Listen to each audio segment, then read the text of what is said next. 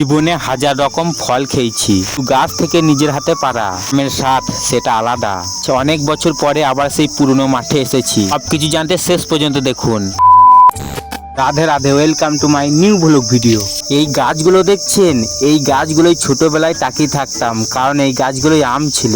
ও এলাকার সবচেয়ে মিষ্টি হলি এইখানে দৌড়ে চলে আসতাম আমরা, আর হাতে কত বড় আম পড়বে সেটা নিয়ে চলতো যুদ্ধ। আজ এতদিন পর সেই গাছটার নিচে আবারও মনে হচ্ছে সময়টা থেমে গেছে। দেখতে পাচ্ছেন ওই আমটা একদম পারফেক্ট, আজকে ওই আমটাই পারবো। ছোটবেলায় মনে হতো গাছে ওটা মানেই হিরো হওয়া, আর যারা নিচে দাঁড়িয়ে থাকতো তারা শুধু চিৎকার করতো। দেখতেই কেমন জুসে ভরা লাগছে। কি বলছি, দোকানের 1000 টাকা দামের ফলেও এই আনন্দ নাই। আম নিয়ে এখন আমি চললাম সেই পুরনো খেলার মাঠে।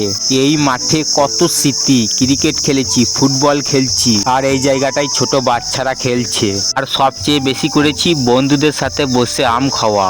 একটা আম সবাই মিলে ভাগ করে খেতাম। তবুও মনে হতো পৃথিবীর সবচেয়ে সুখী মানুষ আমরা। এখন আমটা কেটে দেখি, এই দৃশ্যটা দেখলে যে কাউরি জিভে জল চলে আসবে।